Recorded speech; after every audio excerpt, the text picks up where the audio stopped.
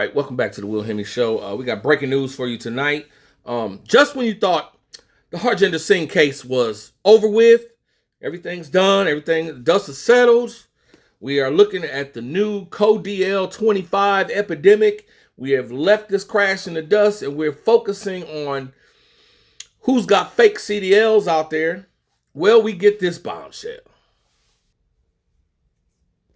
Victims involved in an illegal... Start over. Well, this morning we are learning new details about the victims involved in an illegal U-turn crash on the Turnpike. The 3 victims who died have now been identified, including the driver of the car. He was behind the wheel of that minivan that smashed into the semi-truck. We have Local 10's Hannah Yashivi joining us live in the newsroom with more. Hannah. Hey, ladies, good morning. We spoke with one of the close family friends of the driver involved in this crash who died. He says the driver, Herby Dufresne, was from Haiti and living right here under former President Biden's humanitarian parole program, which allowed people from different countries, including Haiti, to live and work here legally. But now his...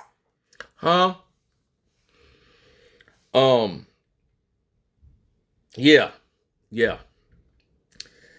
When I saw the crash the first time, it struck me kind of weird that, well, look, I know 3 people lost their lives in this crash, okay?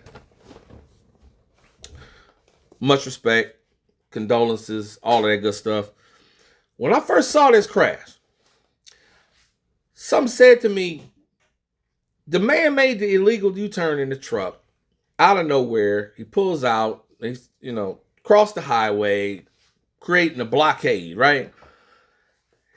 That minivan did not swerve. That minivan did not hit brakes. He drove right into the side of that truck. I figured it was some 90-year-old people, cruise control, half sleep.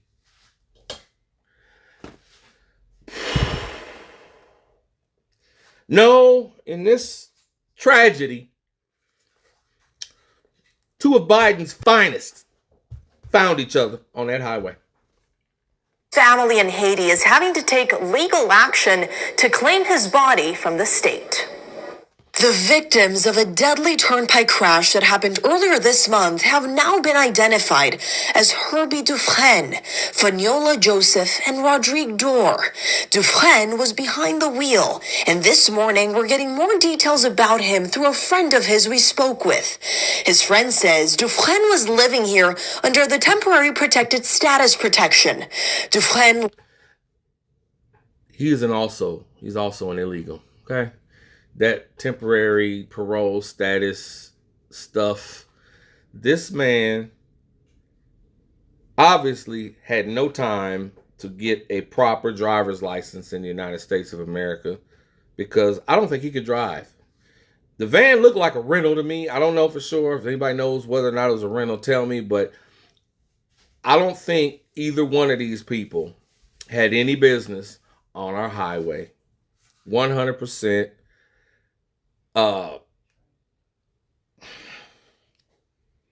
This is a tragedy that did not have to happen. And I've been on a highway for many, many years. I've driven trucks, cars, buses. You're supposed to be alert. You're supposed to be ready for any weird stuff that happens in front of you. And you're supposed to be able to have yourself figured out at all times how you're going to get out if something happens in front of you. You're supposed to maintain a long following distance. You're supposed to constantly be scanning the road.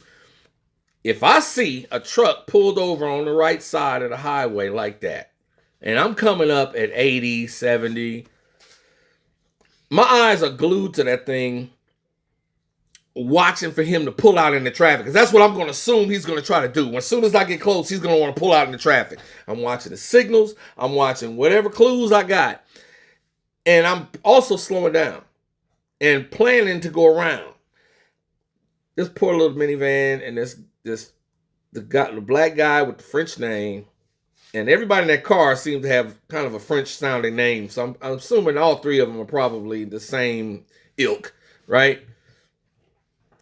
I don't think they stood a chance. I don't think they knew what they were doing. I don't think they had a proper driver's license.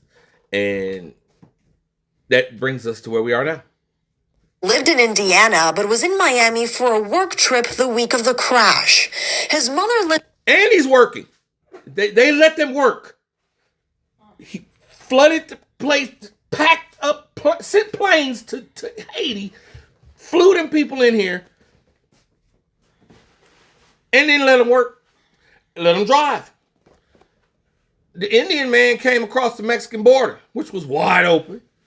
Let him work, let him drive. And here we are. In Haiti, and since he was not married, only his mother can claim his body. This turnpike crash happened August 12th, and troopers since revealed the semi-truck driver they say is responsible is in the country illegally. We'll continue to do everything in our power to keep Florida safe. This crash sparking new enforcement efforts from state and federal officials. Investigators say the truck driver, 28-year-old Harjinder Singh, made an illegal U-turn on Florida's Turnpike north of West Palm Beach, causing the crash that killed 3 people, including Dufresne. Officials say Singh crossed into the United States illegally over the Mexican border in 2018 and was able to obtain a commercial driver's license from both Washington and California. Now, Florida Attorney General James Othmeyer is asking the federal government to revoke the CDL programs in those 2 states. Our office is investigating both the actions of other sanctuary jurisdictions as well as the agents and companies that, provide. You just said the key word, sanctuary jurisdictions. We got whole states that are feeding into this nonsense. And this is getting people killed. Getting people deleted. And it really doesn't have to be that way. Thank God things are going on that are trying to put some kind of handle on this situation. None of this had to happen. None of it had to happen. Yes, licensed drivers have accidents every day. Driving is the most dangerous method of travel that we have next to train travel, air travel, boat travel. Driving on the highways is dangerous. It is scary. It is real. It's not for the faint of heart. And to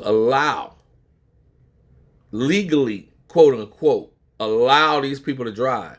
Now, Mr. Singh illegally entered the country, but was given a legal license. I can't even pronounce his name, illegally entered into the country and was allowed to have a license and allowed to work, just like Mr. Singh, allowed to work, allowed to have a license. And 3 people are dead or deleted. 3 people have assumed room temperature thanks to these actions. How many more has it got to be? How many more? These exams or lack thereof. In his letter, Othmeyer also alleges Singh doesn't speak English and can't identify basic road symbols. If you can't read street signs, how are you going to drive large commercial vehicles? And that fool Singh, he could speak some English. There's a video of him talking to a cop, getting a ticket for something else a while back on body cam. He could speak some English. And he been here long enough, he could read a sign. He know what a no U-turn arrow mean, and he knows what he's not supposed to do. He got to know. So, all of a sudden now he don't speak English and he can't, I don't understand. Nah, I'm sorry. Fool, 18-wheelers, tractor trailers in a safe manner. As a result of this high-profile crash, state leaders are now setting up ICE and English proficiency checkpoints at different way stations across our state. The 287G program will be that next step that will do the interior enforcement for everything in Florida. Now, Singh remains behind bars this morning and he's being held on no bond. Also, the State Department is now stopping all visa applications for foreign workers looking to come right here to the United States to work as truck drivers. In the newsroom, Hannah Yashivi, Local 10 News.